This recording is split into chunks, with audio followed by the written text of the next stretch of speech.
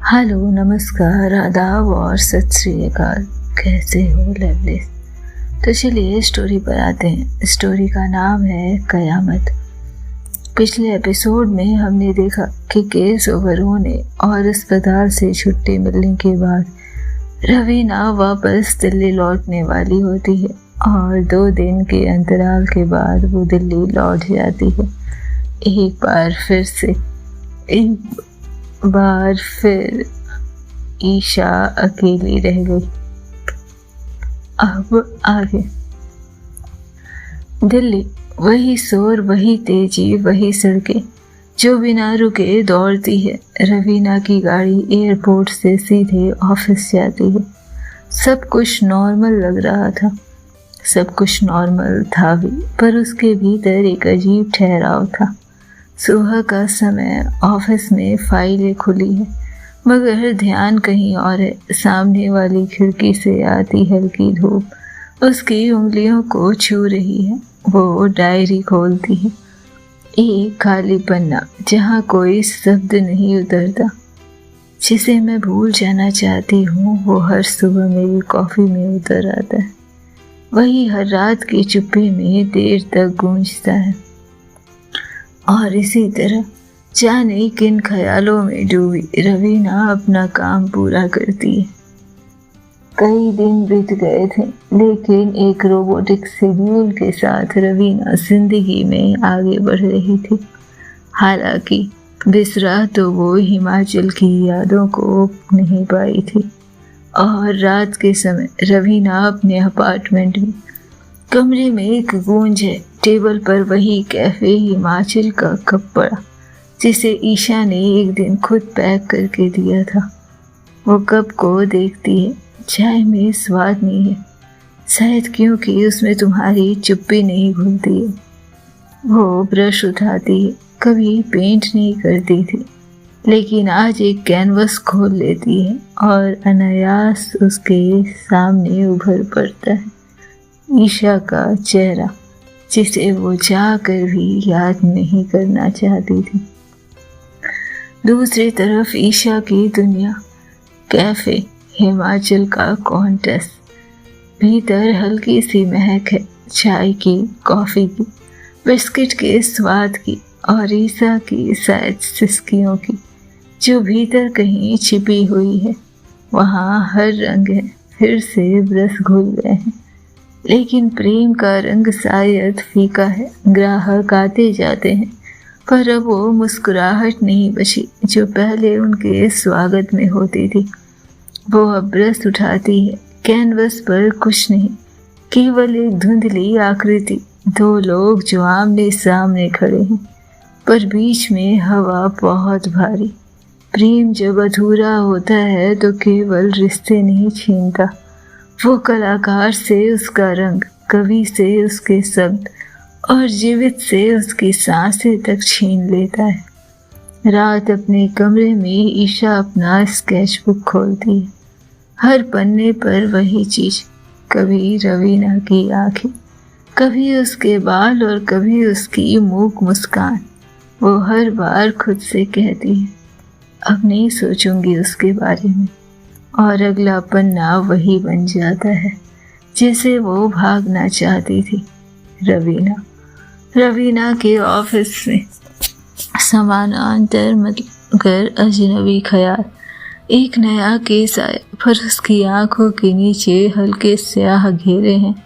किसी जूनियर अफसर के पूछने पर बस कह देती है, सोना थोड़ा कम हो गया है आजकल।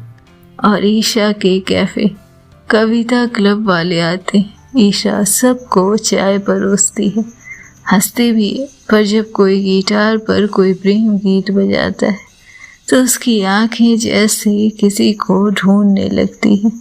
अनायास ही दरवाजे की तरफ मुड़ जाती है और खुद के सिर को झटकते हुए वो हौली मुस्कान के साथ रसोई में चली जाती है। जब प्रेम खत्म नहीं होता तो वो जीवन में जगह नहीं मांगता। वो बस हर दरवाजे के पीछे बैठ जाता है और खामोशी से जाने किसका इंतजार करता है। ईशा का एक नया पेंटिंग शो टाइटल अनकहे। सभी चित्रों में चेहरे अधूरे हैं, किसी में आंखें नहीं, किसी के होठ, और एक पेंटिंग ऐसी जिसमें एक पुलिस की वर्दी और एक कलाकार की उंगलियां साथ में झुकती है। एक कैनवस पर उस पेंटिंग के नीचे सिर्फ एक पंक्ति है, अगर तुम सुनते तो मैं कुछ कहती। और रवीना के लिए दिल्ली की एक शाम, वो अकेली बैठी है रेड वाइन के साथ। उसकी स्क्रीन पर कोई खबर है, हिमाचल में युवा कलाकार ईशा की प्रदर्शनी में उमड़ी भीड़। रवीना मुस्कुराती है, थोड़ी सी जलन, थोड़ी सी राहत, और वो गुनगुनाते हुए चुपके से खुद से कहती है, क्या तुम जानती हो कि मैं हर रात तुम्हारे ख्वाब की वर्दी पहनती, लेकिन जब तुमने कुछ नहीं कहा तो आखिर मैं कैसे कुछ कहती। रिश्ते कभी सिर्फ साथ रहने से नहीं बनते, कभी कभी दूरी भी एक अजीब सी निकटता पैदा करती है। वो जो तुम्हारे नाम की चुप्पी थी ना, आजकल मेरे हर संवाद में घुल गई है। प्रेम खत्म नहीं होता, वो बस दो शहरों में बट जाता है, और ऐसे ही इन दोनों का प्रेम दो शहरों में बट चुका था। 2 महीने का समय बीत चुका था। दोनों ही अपनी अपनी दुनिया में मानो रंग चुके थे, और जैसे दोनों ही एक दूसरे को विसरने की कोशिश कर रहे थे। एक प्रेम जो कहा नहीं गया था, लेकिन लौटा भी नहीं था। बारिश की चुप्पियों के शायद शांत हो गया था किसी और मौसम के लिए। हिमाचल की शाम अब भी वैसी ही जल्दी ढलती है, लेकिन आज की शाम कुछ ज़्यादा ही भारी थी। बादल नीचे तक उतर आए थे, हवा ताजगी नहीं बल्कि कोई अधूरी बात लेकर चल रही थी। और इसी बीच शहर में बसा कैफे कॉन्टेस्ट, जहाँ चाय के प्यालों में अक्सर कहानियाँ उबलती हैं, आज वो भी खामोश था। ईशा ने हल्की सी सर्दी को हाथों से झटकते हुए छोटे से स्टोव पर अपनी पसंदीदा अदरक इलायची वाली चाय रखी। आज किसी ग्राहक की नहीं, वो चाय सिर्फ उसके लिए थी। कांच की खिड़कियों के पार बिजली की टिमटिमाहट थी, और दूर पहाड़ों के पीछे बिजली कड़कने की आवाज़ जैसे अतीत की चीख हो। और तभी ठक ठक पूरे कैफे की लाइट चली गई, अचानक तेज आवाज के साथ। ईशा ने कैंडल ढूंढी, उसे जलाया और एक गहरी सांस लेती है। अब ये भी आदत हो गई, उसने खुद से कहा, बिना उजालों के जीना। चाय बन चुकी थी, ट्रे में कप रखा ही था कि अचानक से धड़ाम कैफे का दरवाज़ा खुला।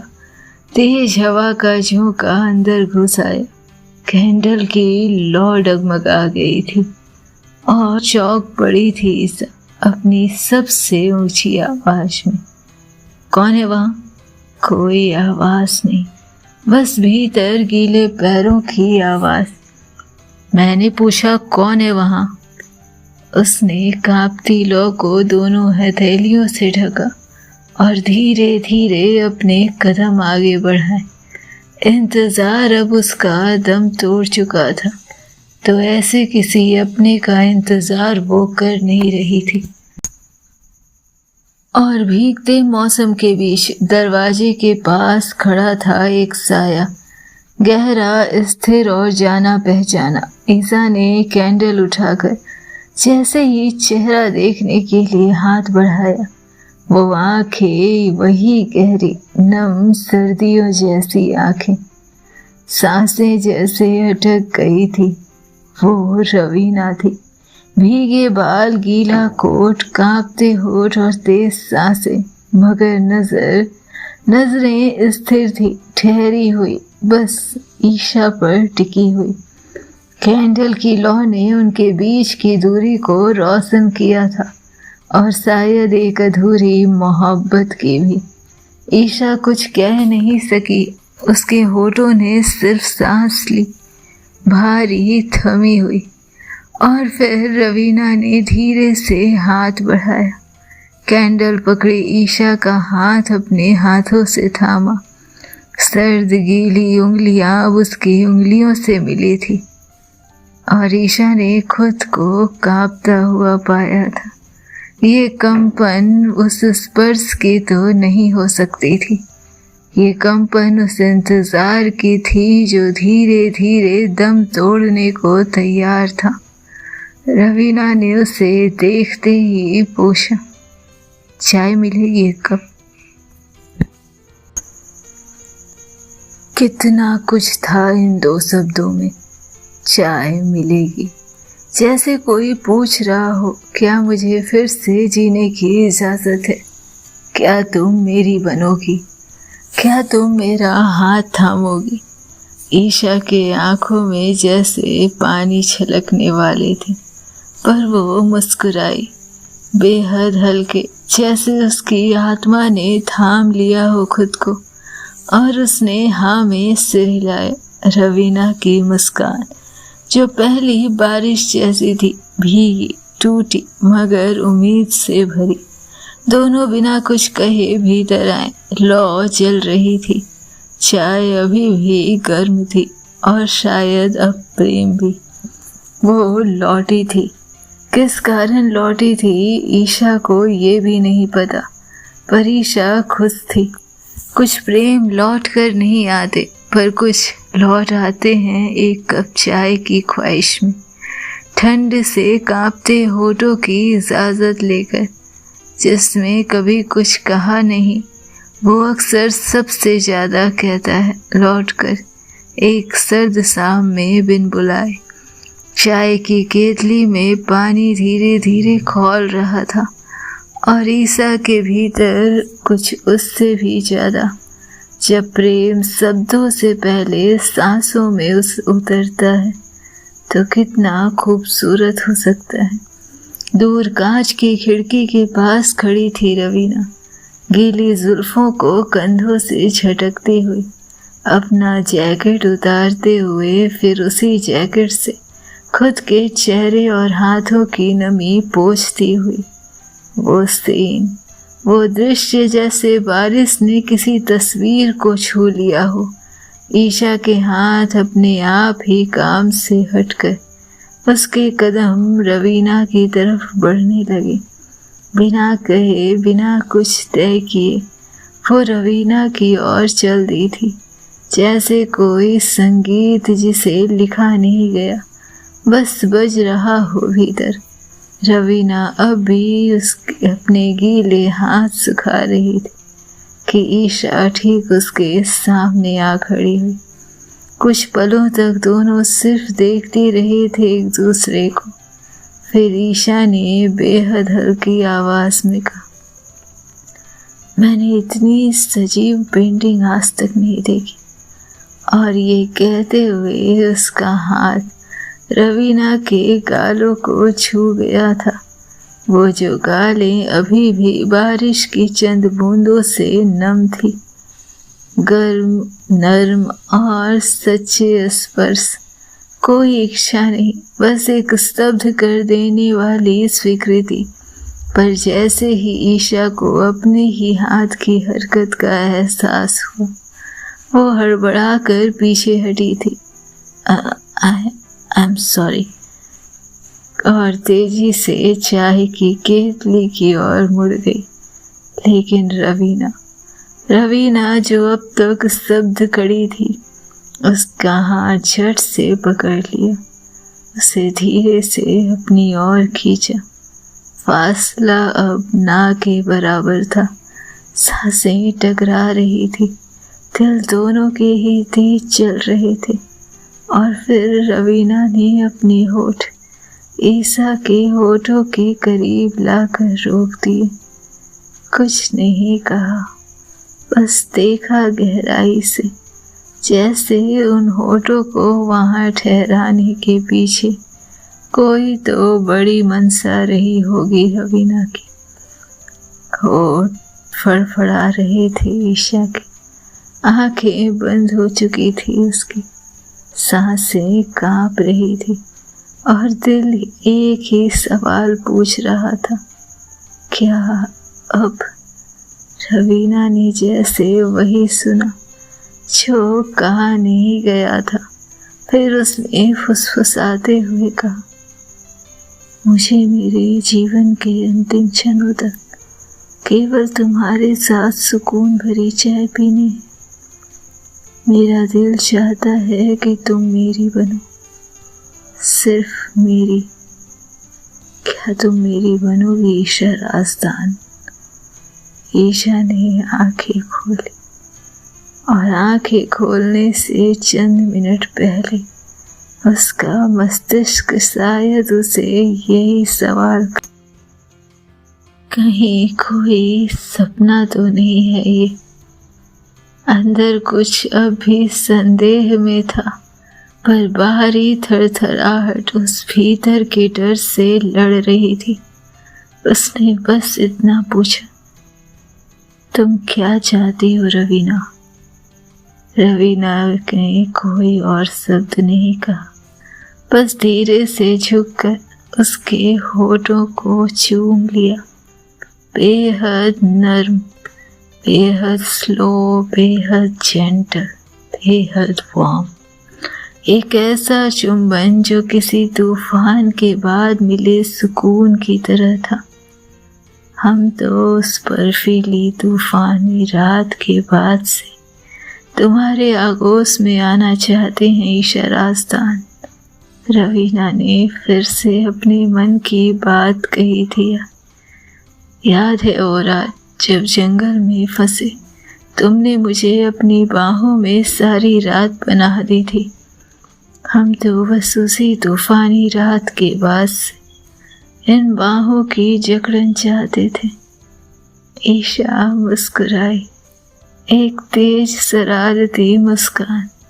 फिर अचानक उसने रवीना के होठों को अपने होठों से पकड़ लिया और उसके लोअर लिप को हल्के से कट किया। रवीना चौंकी। ये क्यों? ईशा हंसती हुई, पहले क्यों नहीं बोली है? अब इसकी सजा तो मिलेगी ना। अच्छा, पुलिस वाली को सजा दे रही हैं आप? रवीना ने प्लेफुल अंदाज में कही थी ये बात। क्या करे, ये पुलिस वाली बिना दिमाग की है। इसे मोहब्बत भी हो तो समझ नहीं आती। अच्छा, और मैंने कब कहा कि मुझे तुमसे मोहब्बत हो गई है? रवीना जैसे उसकी बातों का मतलब अब उसे ही समझाने वाली थी। और ईशा एक बार फिर उसकी तरफ देखती। नहीं हुई? नहीं, बिल्कुल नहीं। अच्छा, तो अभी जो तुम ये सब बकवास कर रही थी इसका क्या मतलब था? वो तो मैं तुम्हारे साथ मजाक कर रही थी। कॉलर पकड़ते हुए रवीना का ईशा ने कहा। रवीना सिंह, होगी तुम कहीं की IPS ऑफिसर, लेकिन इस तरह का बेहुदा मजाक तो मुझे नहीं पसंद। और मेरे होठों को छूने की गुस्ताखी की है तुमने। सच में अगर ये मजाक निकला ना तो एक IPS के मर्डर के चार्ज में मुझे जेल में चित्रकारी करने में कोई आपत्ति नहीं है। रवीना जैसे इसी अंदाज पर फिदा हुई थी ईशा की, उसे कमर से पकड़ते अपनी तरफ खींचती है और उसके होठों पर एक बार फिर से अपने होठ रखती है और धीरे से उसे चूमती हुई, I love you Esha Razdan. मुझे नहीं पता था कि कोई दिल में इस तरह भी असर कर सकता है। आई लव यू। ईशा जैसे इन शब्दों पर सब कुछ कुर्बान करने वाली थी, सब कुछ छोड़ देने वाली थी। रवीना उसके पास से दूर होती है और ईशा को जैसे याद आता है कि उसने चाय चढ़ाई थी, वो तेजी से रवीना को धक्का देती है। चलो भागो यहाँ से, मेरी चाय। और वो जो दौड़ती हुई चाय की प्याली तक पहुंची थी।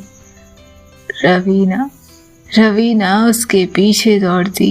अच्छा, ईशा हंसते हुए चाय की गैस को बंद करती है और पूरे कैफे में रवीना उसके पीछे, और कैफे के पुराने फर्श पर एक बार फिर से खिलकारियां दौड़ आई थी, जिसने न जाने कितनी कहानियां देखी थी, पर पहली बार प्यार के हल्के कदमों की आहट दर्ज हो रही थी। प्यार वो नहीं जो कह दिया जाए, प्यार वो है जो बारिश की बूंदों में भी साथ चलना चाहे, हाथ थामे। और कभी कभी एक कप चाय, एक धीमा सा चुंबन और 2 सांसों की थकान प्रेम की सबसे सुंदर भाषा बन सकती है। जब तूफान बाहर था पर भीतर सुकून उतर आया था। बारिश अब तेज हो गई थी। छत पर रखे कुछ पुराने गमले गिर चुके थे। खिड़की के कांच से पानी की बूंदें इस तरह बह रही थी जैसे कोई पुराना खत जिसमें शब्द धुंधले पड़ गए हों, पर जज्बात अब भी ताजा हों। कैफे की बिजली अभी भी नहीं आई थी।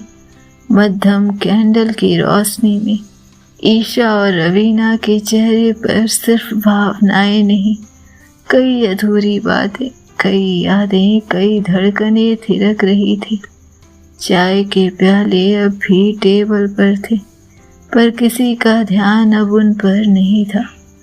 ईशा धीरे धीरे पलटी और देखा, रवीना उसे वैसे ही देख रही थी जैसे कोई चित्रकार अपनी सबसे अधूरी पर सबसे प्यारी पेंटिंग को देखता है। नजरों की मिलान और फिर वही मौन जो सबसे गहरा संवाद बन जाता है। ईशा के कदम फिर से रवीना की ओर बढ़ चले थे। इस बार इन कदमों में हिचक नहीं थी। रवीना उठ खड़ी हुई, दोनों आमने सामने। तूफान की गड़गड़ाहट के बीच उस एक क्षण में बस 2 सांसें सुनाई दे रही थी। और फिर ईशा ने रवीना के गले में हाथ डाला, उसके गीले बालों को अपनी उंगलियों से छूते हुए धीरे से उसे अपनी ओर खींचा। रवीना की आंखों में चमक थी, उस गहराई में कोई बहुत पुरानी प्यास थी। होठ मिले, कोई आतिशबाजी नहीं, कोई नाटक नहीं, बस एक भीगी रात में 2 आत्माओं का सुलगता मिलन हो रहा हो जैसे। ईशा ने उसके सीने से लगकर खुद को खो दिया। रवीना ने उसके बालों में उंगलियां फंसाकर उसे और तेज कस लिया। बाहर तूफान था और भीतर एक सरन थी, एक घर था, एक प्रेम था।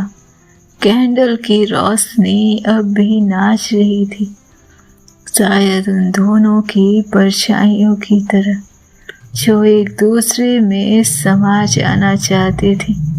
रवीना ने उसके माथे पर एक लंबा चुंबन दिया, जैसे कह रही हो तुम मेरी सजा नहीं, तुम मेरे हर सजा की जैसे सबसे खूबसूरत एहसास जिसे मैं ताउम्र अपने पास रखना चाहती। ईशा ने उसकी गर्दन में मुंह छिपा लिया, जैसे कह रही हो कि अब कोई नाम नहीं चाहिए इस रिश्ते को, बस ये लम्हा जो कभी बीते ना। प्रेम की परिभाषा बारिश से पूछो, जो बिना पूछे भींगाने आ जाती है। और जब 2 अधूरी कहानियां एक छत के नीचे एक चाय के प्याले के बीच सिहरने लगे, तो जान लेना प्रेम बस यूं ही उतरता है, चुपचाप, सच्चा, संपूर्ण। क्या होना था जानने के लिए सुनते रहें नेक्स्ट एपिसोड। तब तक खुश रहें, स्वस्थ रहें, मस्त रहें, बिंदास रहें।